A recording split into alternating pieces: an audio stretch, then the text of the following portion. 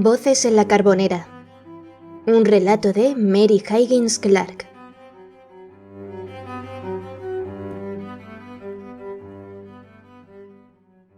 Llegaron cuando ya había oscurecido.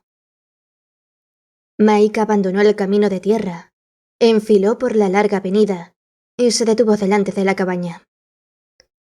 La agente inmobiliaria había prometido encenderles la calefacción y las luces. Estaba claro que no era partidaria de malgastar electricidad. Una bombilla repelente de insectos colgada encima de la puerta despedía un débil haz amarillento que temblaba en la persistente llovizna.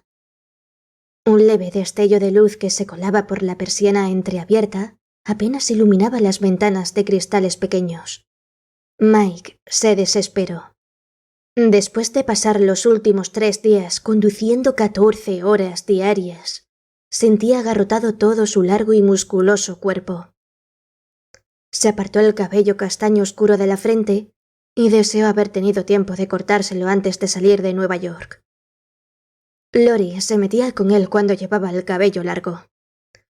Ricitos, pareces un emperador romano treintañero. Era su comentario habitual. Lo único que te falta es la toga y una corona de laureles para completar el efecto.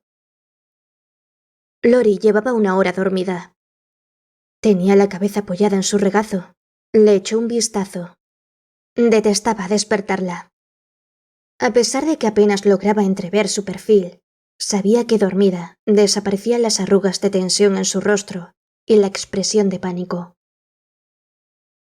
La repetida pesadilla había comenzado hacía 4 meses, la pesadilla que la hacía gritar: No, no iré con vosotros, no cantaré con vosotros. Él acostumbraba a sacudirla para que despertara y le decía: Tranquila, cariño, ya está bien, tranquila. Sus gritos se convertían en sollozos aterrados. No sé quiénes son, pero me buscan, Mike. No les veo las caras, pero están reunidos, todos juntos, y me hacen señas para que vaya con ellos. La había llevado a un psiquiatra que le recetó una serie de medicamentos y la sometió a un tratamiento intensivo. Pero las pesadillas no cesaron. Habían convertido a una talentosa cantante de 24 años, con una excelente temporada como solista en su primer musical de Broadway, en un espectro incapaz de quedarse sola después del crepúsculo. El psiquiatra les había sugerido que tomaran unas vacaciones. Mike le había hablado de los veranos que pasó en la casa que tenía su abuela en el lago de Osby, a 60 kilómetros de Milwaukee. Mi abuela murió el pasado septiembre. Le había explicado. La casa está en venta. Lori nunca ha estado allí y le encanta el agua. El médico había aprobado la idea. Pero cuídela mucho, le advirtió. Padece una profunda depresión. Estoy convencido de que esas pesadillas son una reacción a las experiencias de su niñez. Pero la están abrumando. Lori se había aferrado con entusiasmo a la posibilidad de marcharse. Mike era uno de los socios más jóvenes del bufete de abogados de su padre. Haremos lo que sea para ayudar a Lori, dijo su padre. Tómate el tiempo que haga falta. Recuerdo que este lugar estaba lleno de luz, pensó Mike mientras estudiaba la sombría cabaña con una consternación creciente. Recuerdo el tacto del agua cuando me zambullía, el calorcillo del sol cuando me daba en la cara, la forma en que la brisa henchía las velas haciendo que la barca atravesara el lago rozando apenas su superficie. Estaban a finales de junio, pero hacía un tiempo más propio de principios de marzo. Según las noticias de la radio, la ola de frío llevaba 3 días instalada en Wisconsin. Ojalá haya carbón suficiente para encender la estufa. De lo contrario, esa agente inmobiliaria se quedará sin casa que vender, pensó Mike. Tenía que despertar a Lori. No convenía que la dejara sola en el coche, aunque fuera poco tiempo. Ya hemos llegado, cariño, le dijo con un tono falsamente alegre. Lori se movió. Notó que se ponía nerviosa, pero al abrazarla se relajó. «Qué oscuro está», susurró ella. «Entraremos y encenderemos las luces». Recordaba que la cerradura siempre había funcionado mal. Había que empujar la puerta hacia afuera para que la llave encajara. En el pequeño vestíbulo habían enchufado una lamparilla. La casa no estaba caliente, pero tampoco encontró un frío que calara los huesos, como había temido. Mike se apresuró a encender la luz de la entrada. El papel pintado con su dibujo de hiedras trepadoras parecía desteñido y gastado. La casa había sido alquilada los 5 veranos que su abuela permaneció en la residencia de ancianos. Mike recordó lo limpia, cálida y acogedora que era cuando su abuela vivía allí. El silencio de Lori resultaba ominoso. Sin dejar de abrazarla, la condujo al salón. Los sillones y sofás tapizados de terciopelo que le acogían cuando se sentaba a leer un libro seguían en su sitio, pero, al igual que el papel pintado, parecían viejos y raídos. Mike frunció la frente en un gesto de preocupación. Lo siento, cariño, pero venir aquí ha sido una pésima idea. ¿Quieres que vayamos a un motel? Hemos pasado delante de un par que parecían decentes. Lori le sonrió y respondió. Quiero quedarme aquí, Mike. Quiero que compartas conmigo los maravillosos veranos que pasaste aquí. Quiero imaginar que tu abuela era la mía. Tal vez así me recupere. Lori había sido educada por su abuela, una mujer temerosa de todo que inculcó a su nieta el miedo a la oscuridad, a los desconocidos, a los aviones, a los coches, a los animales. Cuando Lori y Mike se conocieron 2 años atrás, ella lo había sorprendido y divertido recitándole una letanía de historias espeluznantes con las que su abuela la había alimentado día tras día. ¿Cómo es posible que salieras tan normal y simpática?, solía preguntar Mike. De haberme convertido en una loca de atar habría sido mi fin, le contestaba ella. Pero los últimos 4 meses constituían una prueba de que Lori había sido incapaz de librarse de la mala influencia de su abuela, quien le había provocado un daño psicológico que debía ser tratado. Mike le sonrió y contempló con cariño sus ojos verdes como el mar. Las espesas pestañas oscuras que proyectaban sombras sobre su piel de porcelana, la forma en que el cabello castaño enmarcaba el óvalo de su rostro. Eres preciosa, le dijo. Ya te contaré todo sobre mi abuela. Tú la conociste cuando ya estaba inválida. Te contaré cómo pescábamos juntos cuando había tormenta, cómo íbamos a correr alrededor del lago y ella me gritaba para que mantuviera el ritmo. Imagínate, hasta que cumplió los 60 no logré nadar más deprisa que ella. Lori tomó su rostro entre sus manos y le pidió: ayúdame a ser como ella.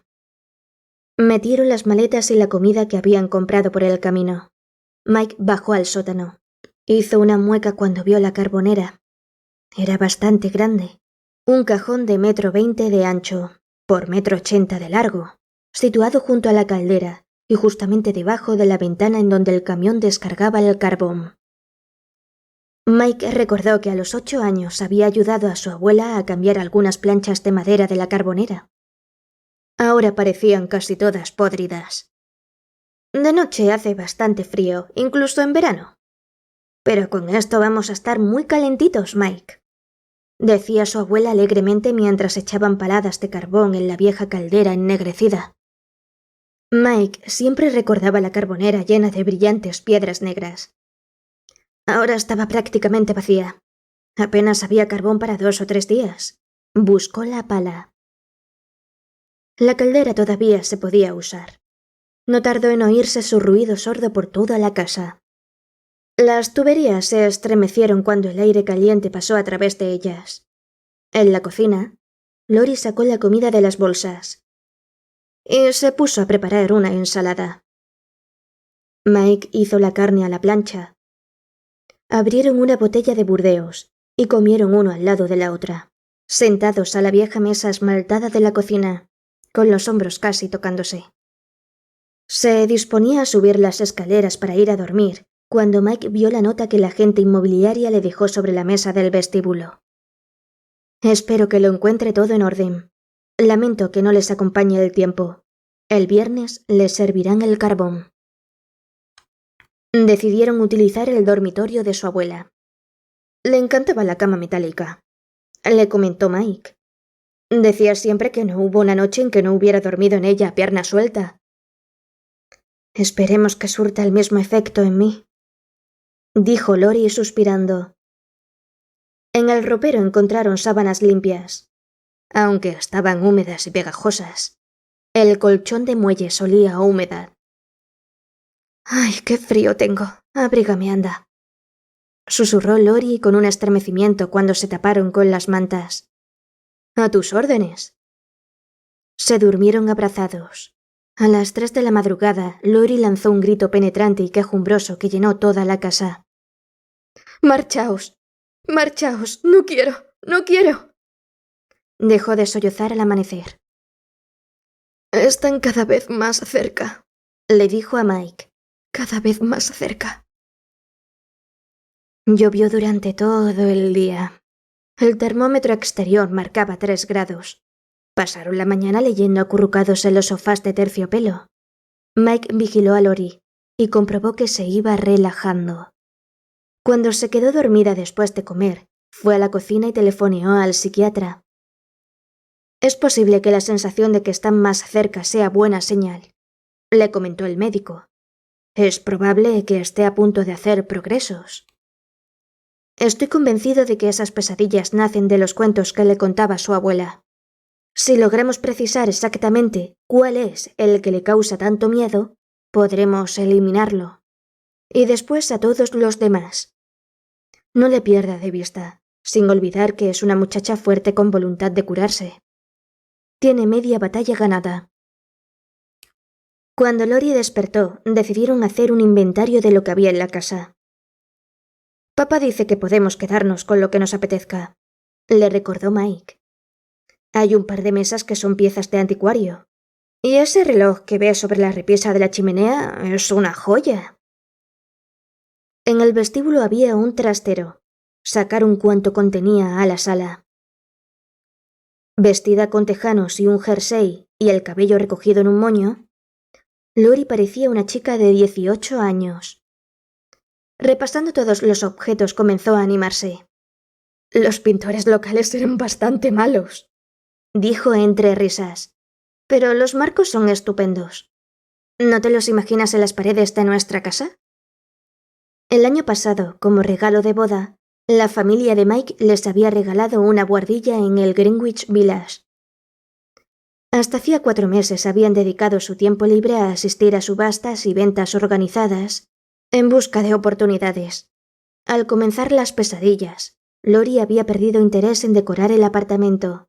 Mike cruzó los dedos. Quizá era cierto que empezaba a mejorar. En el estante superior, sepultado debajo de unas cuantas mantas de diversos colores, descubrieron una Victrola.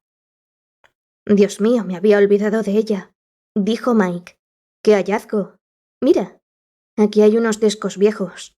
No se percató de que Lori se sumía en un repentino silencio mientras él quitaba las capas de polvo acumulado en la Victrola y levantaba la tapa.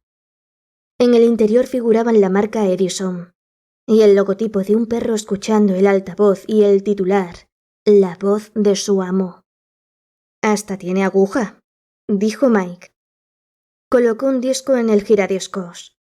Le dio a la manivela, pulsó el botón de encendido y se quedó mirando cómo empezaba a girar el disco.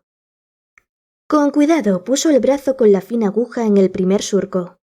El disco estaba rayado. Las voces eran masculinas pero chillonas, casi de falsete. La música sonaba mal sincronizada, como si fuera demasiado deprisa. No entiendo la letra, dijo Mike. ¿La reconoces? Es Chinatown, repuso Lori. Escucha. Se puso a tararear la canción. Su hermosa voz de soprano destacaba en el coro. Corazones que no conocen otro mundo, vagan de un lado a otro. Se le quebró la voz. Casi sin aliento, gritó. Apágalo, Mike, apágalo ahora mismo. Se tapó las orejas con las manos y cayó de rodillas. Tenía una palidez mortecina en el rostro. Mike apartó la aguja del disco. ¿Qué te pasa, cariño? No lo sé. No lo sé. Esa noche la pesadilla adquirió una forma distinta. Esta vez, las siluetas que se le acercaban entonaban Chinatown con voz de falsete y exigían a Lori que cantara con ellas. El amanecer lo sorprendió en la cocina bebiendo café. Mike empieza a recordarlo, algo que pasó cuando era pequeña. Mi abuela tenía una de esas Victrolas y el mismo disco. Le pregunté dónde estaba la gente que cantaba. Creía que se escondían en alguna parte de la casa. Me llevó al sótano y me indicó la carbonera. Me dijo que las voces salían de allí. Me juró que los que cantaban estaban en la carbonera. Mike dejó la taza de café y exclamó: ¡Santo Dios! Después de eso no volví a bajar al sótano. Me daba miedo. Al cabo de un tiempo nos mudamos a un apartamento y mi abuela regaló la Victrola. Supongo que por eso lo había olvidado. En los ojos de Lori brilló un destello de esperanza. Mike, es posible que aquel antiguo miedo regresara a mí por alguna razón. Cuando terminé la obra estaba exhausta. Empecé a tener pesadillas justo después. Mike, ese disco lo grabaron hace muchos años. Probablemente todos los cantantes hayan muerto. Pero está claro que me acuerdo muy bien del sonido. Quizás ahora se me pase. Claro que se te va a pasar. Mike se puso en pie, le tendió una mano y preguntó: ¿qué tal si hacemos una prueba? Abajo hay una carbonera. Quiero que bajes conmigo y la veas. El miedo se reflejó en los ojos de Lori. Se mordió el labio. Vamos, dijo. Mike observó el rostro de Lori mientras sus ojos verdes exploraban nerviosamente el sótano. A través de la mirada de su mujer se dio cuenta de la sordidez reinante. La bombilla que pendía del techo. Las paredes de ladrillos llenos de ceniza, brillantes de humedad. El polvo de cemento del suelo que se pegaba a las suelas de las zapatillas. Las escaleras que conducían a las puertas metálicas que daban al patio trasero. El pasador oxidado que las cerraba tenía aspecto de no haber sido descorrido en años. La carbonera estaba junto a la caldera, en la parte delantera de la casa. Mike notó que Lori le clavaba las uñas en la palma de la mano cuando se acercaron a ella. Nos hemos quedado prácticamente sin carbón, le dijo. Es una suerte que hoy vengan a traernos más. Dime, cariño, ¿qué es lo que ves? Una carbonera. Con unas 10 paladas de carbón como mucho. Una ventana. Recuerdo que cuando venía el camión a descargar metían la tolva por la ventana y el carbón bajaba rugiendo. Me preguntaba si a los cantantes no les haría daño cuando les caía encima. Lori intentó reírse. No hay señales de que aquí viva nadie. Ay, Dios mío, que se acaben las pesadillas. Cogidos de la mano subieron las escaleras. Lori bostezó. Estoy tan cansada, Mike. Y tú, pobre, hace meses que no duermes bien por mi culpa. ¿Por qué no nos metemos en la cama y pasamos el resto del día durmiendo? Te apuesto lo que sea a que no me despertaré con pesadillas. Dulces sueños, cariño, susurró Mike. Te juro que lo serán. Te juro que lo serán. Te quiero, Mike. Gracias por todo. El ruido del carbón al bajar por la tolva despertó a Mike. Parpadeó. La luz se colaba por las persianas. Instintivamente echó un vistazo al reloj. Eran casi las 3. Vaya, debía de estar realmente exhausto. Lori ya se había levantado. Se puso unos pantalones color caqui. Se calzó las zapatillas y aguzó el oído para comprobar si se oían movimientos en el cuarto de baño. No oyó nada. El albornoz y las zapatillas de Lori estaban sobre la silla. Seguramente ya se habría vestido. Invadido por un temor irracional, Mike se puso rápidamente un chándal. La sala, el comedor, la cocina. Las tazas de café seguían sobre la mesa y exactamente como las habían dejado. A Mike se le hizo un nudo en la garganta.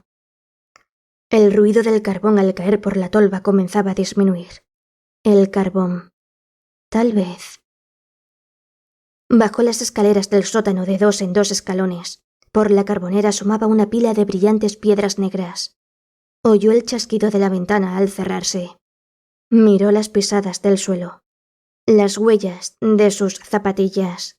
Eran las marcas que habían dejado él y Lori por la mañana al bajar en zapatillas. Después vio las huellas de los pies descalzos de Lori. Las bonitas marcas con el arco pronunciado dejadas por sus pies delgados. Se detenían en la carbonera. No había señales de que volvieran hacia las escaleras. Sonó el timbre. Un sonido agudo e insistente como el de un gong, que siempre le había disgustado y que divertía a su abuela. Mike subió las escaleras corriendo. Lori, que fuera Lori. El camionero tenía un papel en la mano. Firme el albarán, por favor. El carbón. Mike aferró al hombre por el brazo. Cuando empezó a descargar el carbón, ¿miró dentro de la carbonera? Unos asombrados ojos azules, en un rostro agradable, curtido por el aire y el sol, lo miraron fijamente. Claro que sí, miré para ver cuánto necesitaba. Estaba prácticamente a cero. No le habría alcanzado para hoy. Ha dejado de llover, pero seguirá haciendo frío. Mike procuró no ponerse nervioso. ¿Se habría dado cuenta si hubiera visto a alguien dentro de la carbonera? Al fin y al cabo el sótano está oscuro. ¿Habría visto a una mujer joven y delgada si hubiera estado allí dentro inconsciente? Le leyó el pensamiento al carbonero. Pensará que estoy borracho o drogado.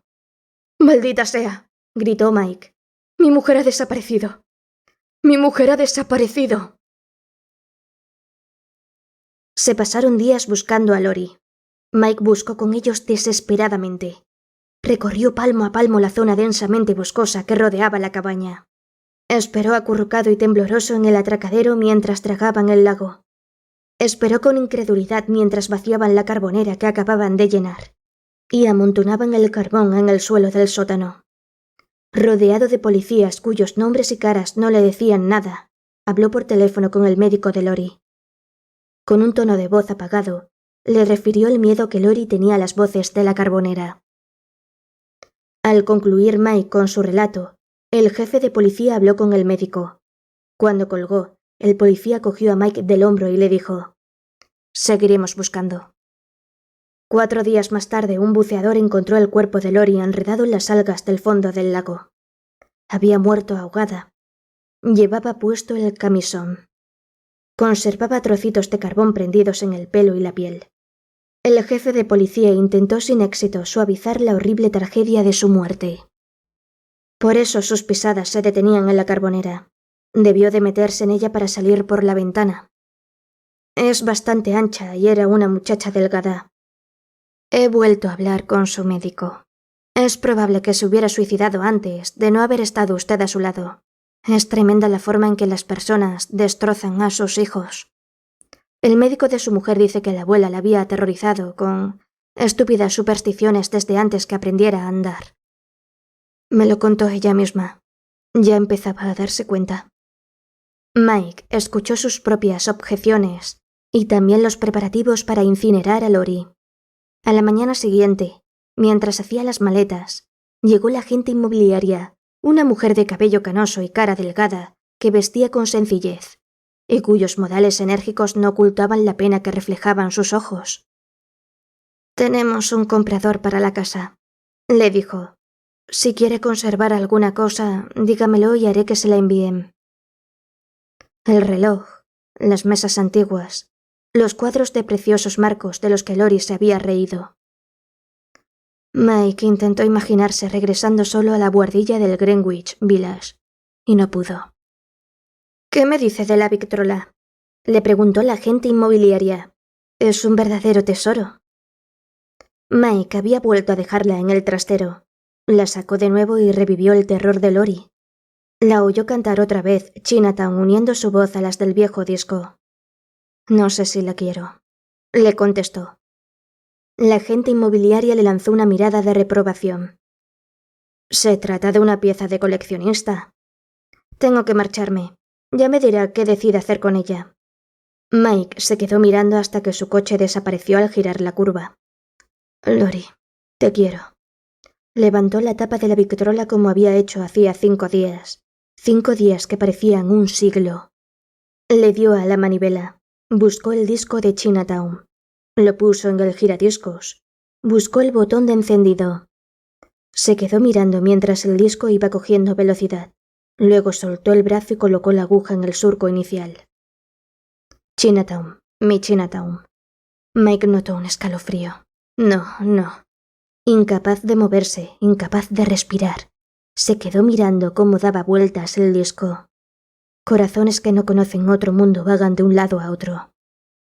Por encima de las chirriantes voces en falsete de los antiguos cantantes, la exquisita voz de soprano de Lori llenó la estancia con su plañidera y sobrecogedora belleza.